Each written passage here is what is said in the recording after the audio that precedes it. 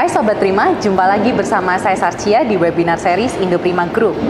Hari ini kita bersama-sama memperingati semangat juang dari para pahlawan untuk negara dan bangsa. Nah, kali ini pahlawan yang kita kenal tidak hanya hadir di medan perang, tetapi mereka juga hadir di dunia digital. Bersama narasumber kita hari ini, kita sama-sama akan menggali bagaimana pemanfaatan teknologi untuk menciptakan perubahan yang positif dan juga menyulut api untuk berinovasi. Oke, baik, di sebelah saya sekarang sudah ada Tony Hermawan selaku Corporate IT. Beliau ini juga punya prestasi nih di Indoprima, yaitu pemenang Best Project dalam Indoprima Middle Management Program, khususnya untuk proyek automated testing. Wah, kita berikan aplaus yang meriah untuk narasumber kita hari ini. Terima kasih, Cia. Terima kasih. Hai Sobat Prima, perkenalkan saya Tony, saya dari Corporate IT Indoprima Group. Saya memulai karir di Indoprima Group sejak penghujung akhir 2016.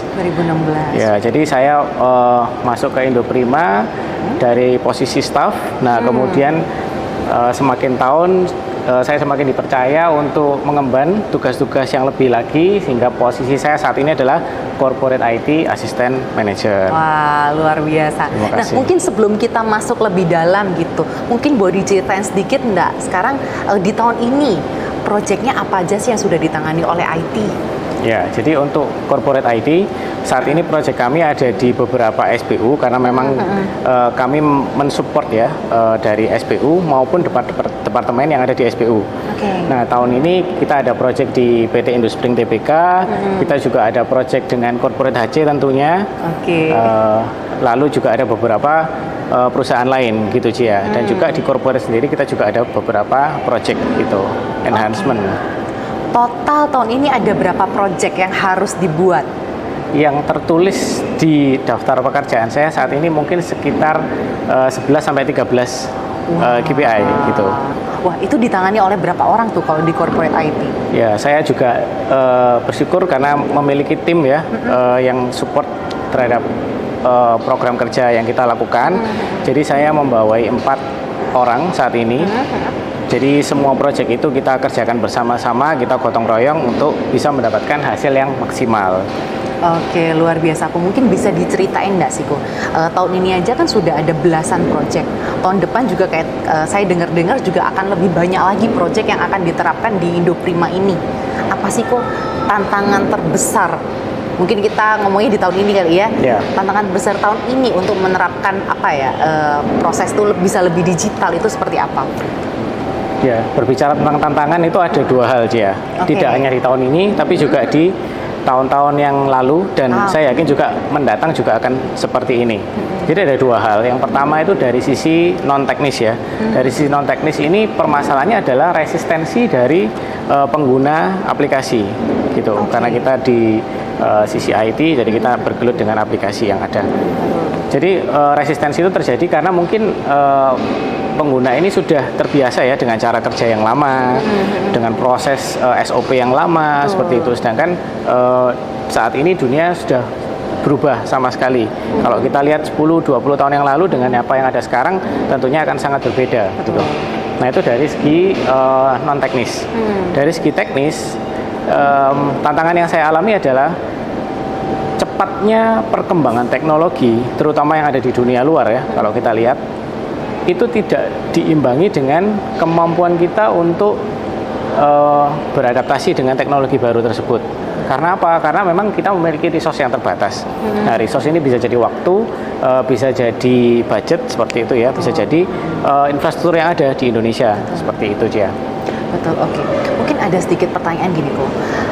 Di luar sana mungkin kalau kita mau ngambil gampangnya, sebenarnya kan kita bisa pakai aplikasi dari luar gitu, bisa diterapkan masuk. Tapi kan kalau di Indoprima ini kita memutuskan untuk kita ini bikin sendiri gitu dari awal. Kok gimana caranya memperlengkapi setiap orang-orang di dalam timnya, kok? Karena ini kan juga part of dari hambatan ya mungkin ya. Karena kan mungkin yang dilakukan ada banyak, sedangkan mungkin resource-nya kita juga terbatas. Gimana cara ngelolanya? sementara kita kan juga ingin bersaing ya, secara kita punya aplikasi, kita punya web itu bisa bersaing gitu dengan yang ada di perusahaan lain ataupun yang sudah established di sana. Ya, ini pertanyaan yang bagus sekali, Cia. Sekaligus pertanyaan yang cukup susah ya. Oke. Nah, jadi gini, saya membaginya dalam dua hal ya. Yang pertama dari sisi project management. Jadi dari sisi project management ini saya dan tim itu menggunakan metode agile yang lebih tepatnya adalah Scrum. Jadi Scrum ini adalah salah satu framework project management yang memang didesain untuk rekan-rekan IT. Nah, supaya dengan banyaknya project yang ada, kita tetap bisa achieve itu sesuai dengan waktu yang ditentukan. Betul. Lalu dari segi teknis, kita juga terus memperlengkapi diri kita ya dengan belajar hal-hal baru. Jadi memang saya khususnya itu berusaha meluangkan waktu untuk belajar hal-hal yang baru. Jadi kita lihat, oh di luar trennya seperti apa, lalu saya coba lihat apakah tren tersebut itu bisa kita adopsi ya di Indoprima. Apa-apa yang bisa diadopsi kita adopsi. Seperti contohnya tadi Scrum tadi. Gitu. Oke, gitu. Kok mungkin bisa ini nggak diceritain salah satu project mungkin. Ini mungkin project yang dirasa mungkin lebih paling menantang gitu di tahun ini oleh IT. Mungkin bisa diceritakan sedikit bagaimana sih caranya Koko dalam menghadapi setiap hambatan yang ada. Kok tadi kan secara mengelola tim kan ternyata kita pakai Scrum untuk di IT gitu kan. Tapi kan juga ada hambatan lain gitu. Misalnya ketika kita berhadapan dengan user atau pemilik project itu sendiri. Mungkin boleh diambil salah satu contoh gitu kok, mungkin supaya teman-teman yang jadi audiens hari ini mungkin bisa belajar lebih langsung gitu prakteknya seperti apa sih. Baik, jadi khususnya terkait dengan hubungan kita ya dengan pengguna, dengan user, kemudian juga dengan anggota proyek, kita juga disupport oleh orang-orang yang namanya change management. Jadi biasanya change management ini adalah bagian dari top management yang turut ambil porsi ya di project ini gitu. Nah, dari peran change management ini kita sangat terbantu karena beliau-beliau ini bisa memberikan arahan-arahan kepada pengguna atau rekan-rekan yang ada di business unit untuk bisa mengaplikasikan program-program yang kita buat seperti itu, sehingga kita juga cukup terbantu dari peran change management ini. Dan change management ini peran yang semakin lama menjadi semakin penting ya untuk ada di business unit seperti itu. Jadi setidaknya setiap hambatan itu bisa dibantu untuk disiasati bersama dengan mereka yang menjadi change management di perusahaannya masing-masing gitu kali ya, Ku ya. Betul. Jadi tidak hanya dari sisi kami sebagai IT, tapi dari sisi business unit sendiri ada peran juga untuk bisa membawa perubahan yang ada di bisnis proses yang ada di business unit itu. Seperti itu, Cia. Oke, baik. Kalau tadi kan kita ngomong bahwa ada bantuan juga nih ya dari pihak eksternal dari IT gitu kan.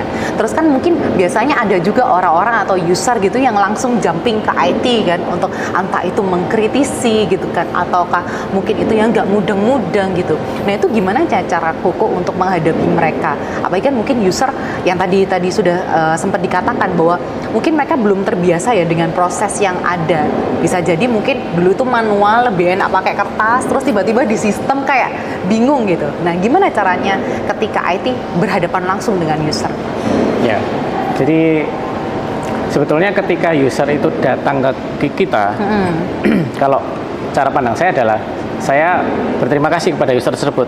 Kenapa? Karena user tersebut itu berarti mau berubah, mau terlibat ya dalam perubahan yang ada, khususnya di digitalisasi.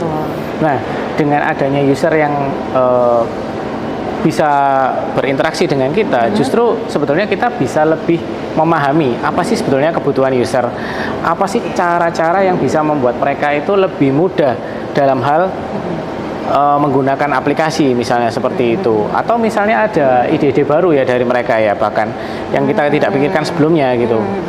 Nah, inilah fungsi kolaborasi gitu. Jadi kolaborasi ini merupakan satu hal yang penting juga buat kita sebagai IT. Jadi kita bisa lebih mengenal pengguna, bisa lebih mengenal customer kita. Betul. Dan juga yang penting lagi adalah mengetahui apa sih yang mereka butuhkan gitu. Sehingga kita ujung-ujungnya kita bisa memberikan solusi yang pas gitu.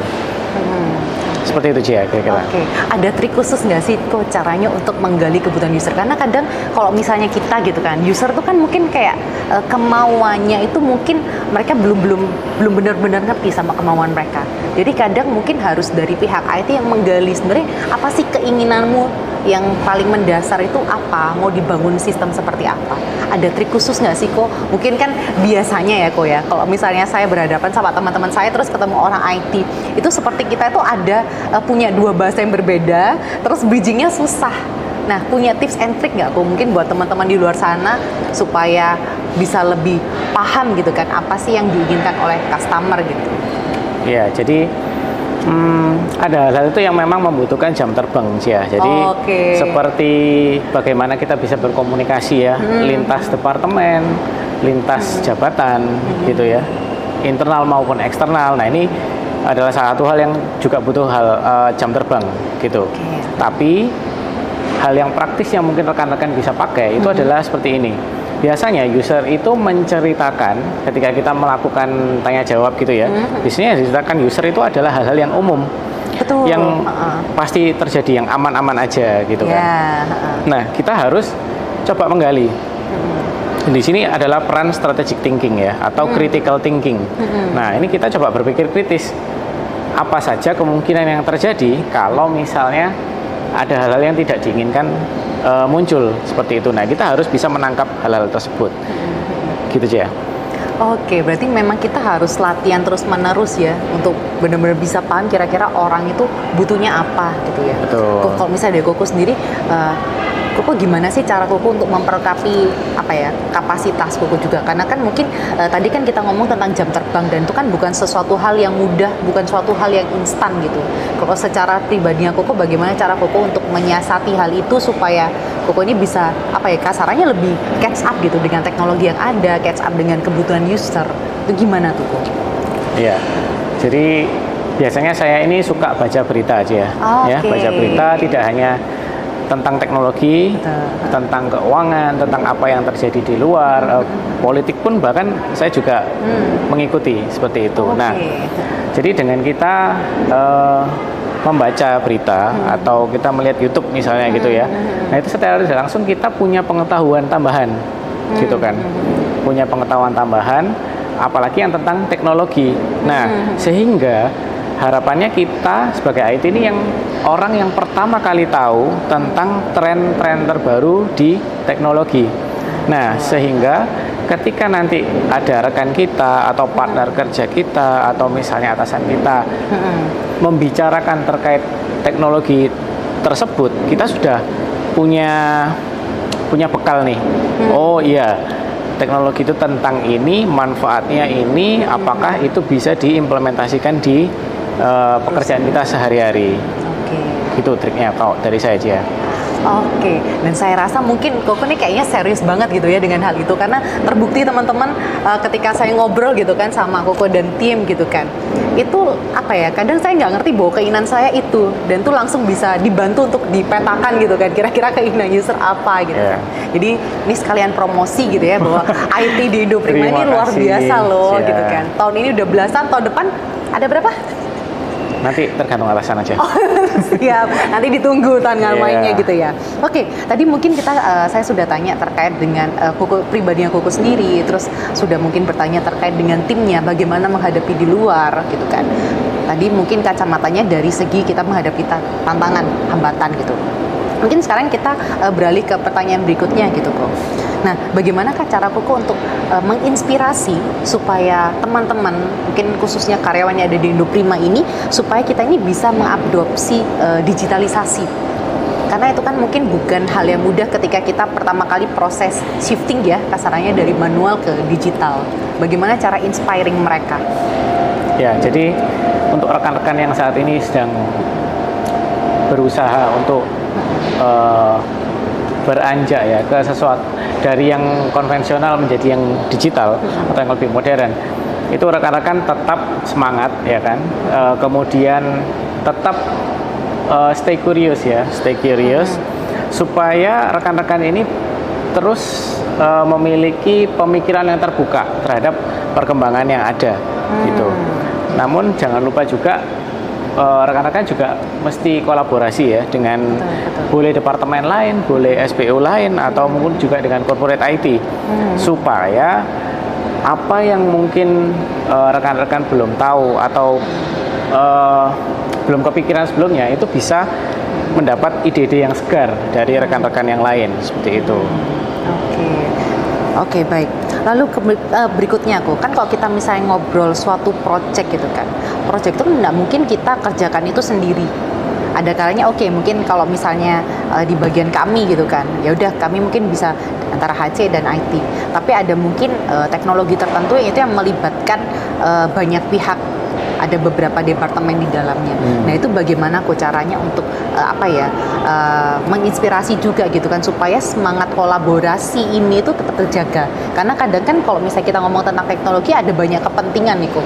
Misalnya yang satu maunya seperti ini, yang satu maunya seperti ini. Dan saya rasa mungkin IT juga harus berusaha cari win-win solutionnya juga gitu ya kok. Nah itu bagaimana caranya supaya mendukung kolaborasi kita khususnya di dalam digitalisasi itu tetap jalan. Ya, jadi biasanya dalam sebuah project ya, apapun itu projectnya, saya yakin akan ada orang yang memiliki peran sebagai project manager. Nah, project manager inilah yang perlu menjadi wasitnya ya. Jadi mungkin kalau misalnya departemen A pola pandangnya seperti ini, keinginannya seperti ini, departemen B pinginnya ini seperti ini. Nah, kita sebagai project manager yang saya sering alami ya, itu adalah kita berusaha mencari titik tengahnya, mana yang bisa dipenuhi dari kebutuhannya departemen A, mana yang bisa dipenuhi dari departemen B. Jadi dengan cara seperti itu saya rasa masing-masing departemen akan mendapatkan value ya dari setiap projectnya. Seperti itu. Nah mungkin tadi kita sudah belajar, kita masuk dalam sebuah proyek, lalu ada salah satu role sebagai project manager gitu kan. Mungkin buat teman-teman yang masih baru akan memulai untuk menjalankan proyek digitalisasi, mungkin bisa dijelaskan sedikit nggak sih kok, kalau misalnya dalam sebuah proyek kita bikin sistem baru, itu biasanya perlu role apa aja sih di dalamnya, dan biasanya mereka bagiannya ngapain? Kayak misalnya tadi project manager gitu kan, berarti kan mereka yang harus memimpin sebuah proyek, mereka yang berusaha mencari win-win gitu kan. Lalu ada peran apa lagi sih kok yang biasanya kita butuhkan gitu dalam sebuah proyek? Ya, biasanya di proyek yang ada itu ada yang namanya steering committee. Nah, steering committee ini adalah pimpinan tertinggi ya. Jadi steering committee ini adalah pihak-pihak yang memiliki goal besar dalam sebuah proyek. Nah, kemudian di bawahnya ada steering committee. Di bawahnya steering committee itu ada project manager. Nah, yang saya sebutkan tadi. Nah, kemudian di bawahnya project manager biasanya ada namanya business process owner.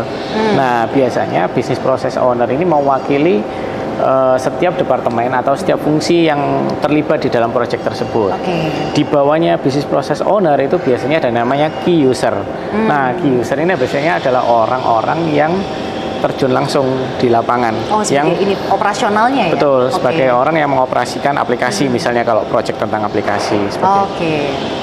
Jadi mungkin untuk teman-teman yang baru akan memulai proyek, mungkin ada beberapa orang yang bisa disiapkan gitu ya. Lalu mungkin sebelum kita ke pertanyaan berikutnya gitu kan, kita ngomong juga terkait dengan kompetensinya IT, khususnya yang untuk membuat satu sistem gitu kan. Kira-kira mungkin bisa di breakdown nggak? Mungkin tiga kompetensi utama secara teknis gitu. Kira-kira apa sih yang paling dibutuhkan oleh orang IT supaya mereka tuh bisa excellence ketika mereka membuat suatu program yang baru? Mungkin menurut saya yang pertama adalah customer centris ya. Customer centris. Jadi customer centris ini pertama untuk bisa mengerti apa sih kebutuhan user, seperti itu. Nah, dari situ kita beranjak ke namanya strategic thinking atau critical thinking. Nah, dari situ kita bisa mengelola informasi yang kita punya gitu ya, untuk kemudian bisa kita jadikan sebagai solusi. Jadi dari kebutuhan user tadi, kita olah apa sih solusi yang bisa kita berikan. Nah, lalu yang ketiga ini baru keahlian teknisnya. Jadi dari sisi konsep kita sudah punya, kita aplikasikan ke dalam aplikasi atau software misalnya seperti itu, yang bisa menjadi alat bantu ya buat rekan-rekan yang ada di operasional, bisa digunakan untuk sehari-hari. Seperti itu. Oke, kok kalau misalnya aku lihat gitu kan, kalau main di meja koko gitu kan, itu kan ada codingan-codingan gitu ya. Mungkin boleh di-share juga nggak teman-teman kok kira-kira biasanya bahasa apa sih? Bahasa code, Bahasa pemrograman. pemrograman tuh yang saat ini yang banyak digunakan itu apa sih kok? Mungkin supaya teman-teman juga memperlengkapi skillnya gitu. Ya, kalau di Indonesia sih mungkin akhir-akhir ini banyak yang beralih ke mobile programming ya, mobile programming atau mobile development. Nah, di mobile development ini sebetulnya ada terbagi juga ini gitu ya. Ada yang namanya native, ada yang namanya hybrid gitu. Nah, kalau native ini biasanya yang dipakai adalah Java atau Swift untuk yang iOS ya. Nah, untuk yang hybrid ini yang lagi populer ini adalah Flutter saat ini. Flutter. Nah, kalau dari segi web development atau web apps itu mungkin masih seputar PHP atau JavaScript. Seperti itu. Oke, mungkin bisa dicatat. Agak asing gitu ya Cia ya. Iya, kalau saya mungkin asing ya. Kalau saya kan mungkin end user gitu kan sebagai pengguna kayak gimana. Gitu. Oke, baik. Mungkin itu berguna buat teman-teman yang ada di rumah gitu ya, Ko ya. Oke, mungkin kok kita beralih dari keluar Indoprima gitu. Mungkin boleh diceritakan bagaimana kira-kira tren digitalisasi di luar sana itu seperti apa sih kok kalau Kuku menangkap gitu. Lalu kira-kira strateginya dari corporate IT sendiri itu seperti apa untuk menangkap tren itu untuk dibawa masuk ke dalam Indoprima di tahun yang akan datang. Jadi beberapa tahun ini dengan adanya industri 4.0, kalau kita lihat semuanya itu beralih menuju IoT, Internet of Things, kemudian otomatisasi, ya, kemudian juga menggunakan robotik. Betul. Nah, dari sisi IT saya rasa di luar sana saat ini perusahaan-perusahaan atau industri-industri sedang berlomba untuk mencapai taraf teknologi yang seperti itu. Jadi ada IoT, otomatisasi dan juga robotik untuk meningkatkan efisiensi dan produktivitas seperti itu. Oke, mungkin dari tren yang ada di luar gitu kok. Strategi apa sih yang mau diterapkan corporate IT supaya tahun depan tuh kita juga bisa mengikuti tren teknologi yang ada begitu? Ya, jadi dari corporate IT kita berusaha untuk bisa mengintegrasikan seluruh sistem ya. Jadi kita menggalakkan program-program integrated system, kemudian juga program otomatisasi dan juga berkolaborasi dengan tim otomasi ya. Kita menggalakkan juga proyek-proyek IoT gitu. Nah, kalau tadi kita sudah ngomong terkait dengan kira-kira apa yang Indoprima mau lakukan gitu kan di tahun yang depan khususnya untuk menangkap gitu kan tren-tren yang ada di luar sana. Nah, kalau misalnya dari Koko sendiri nih, wildest dream Koko untuk proyek digitalisasi di Indoprima itu seperti apa? Jadi saya memiliki harapan ya, angan-angan bahwa pabrik-pabrik yang kita miliki itu semua didominasi oleh otomatisasi dan juga robotik. Nah, jadi supaya efisiensi dan produktivitasnya itu bisa meningkat, gitu ya. Nah, karena kami juga di corporate, angan-angan saya pribadi adalah supaya kita memiliki satu data yang terintegrasi dari semua anak perusahaan yang kita punya, gitu Cia. Jadi sebagai owner, sebagai top management itu bisa melihat data yang ada ini dari sisi helikopter view, seperti itu. Oke, nah berikutnya kok mungkin untuk teman-teman nih kita mungkin sekarang beranjak ke langkah praktis gitu kan supaya teman-teman itu bisa menerapkan gitu kan proyek digital itu seperti apa. Nah, untuk memulai satu proyek digital itu kira-kira apa saja sih yang harus dipersiapkan? Lalu langkah-langkahnya sampai suatu program itu jadi itu seperti apa? Mungkin kan ada perusahaan-perusahaan yang sekarang IT-nya mungkin sudah komplit gitu kan orangnya mau membuat sistem itu secara mandiri tidak menggunakan vendor luar. Nah mungkin boleh diceritakan kok supaya mungkin teman-teman yang di rumah bisa mencontoh gitu kan caranya seperti apa sih? Iya.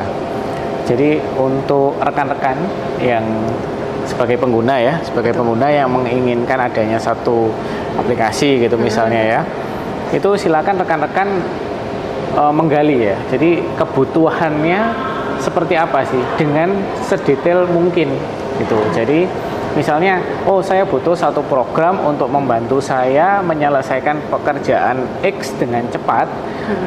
Nah, maka saya perlu fitur ini. Nah, di setiap fitur nanti akan ada isiannya seperti ini, kemudian ada rumusannya seperti ini. Nah, semakin detail rekan-rekan itu merumuskan suatu kebutuhan, nah ini bagi kami yang IT ini jadi sangat terbantu. Tapi sebagai IT juga mesti itu tadi ya, mesti berpikir kritis juga dan terus menggali, terus berkomunikasi secara intens, kemudian juga hasil dari apa yang sudah dikerjakan itu bisa segera ditunjukkan ke user. Jadi apakah ini sudah sesuai atau belum? Kalau belum, saya perlu menambah apa? Nah, seperti itu. Jadi nanti pada penghujung project itu sudah ada satu solusi yang betul-betul klik dengan kebutuhan user.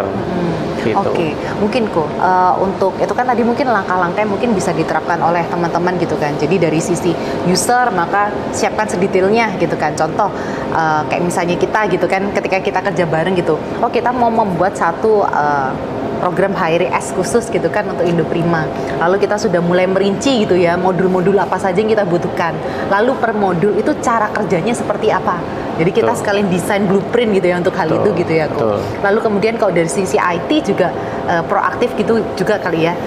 Cari tahu yang di luar seperti apa, kira-kira benchmark seperti apa, yang best practice seperti apa yang bisa diterapkan gitu ya. Nah, mungkin ada tips and trick nggak untuk teman-teman itu untuk mereka tuh bisa terapkan gitu di perusahaannya masing-masing.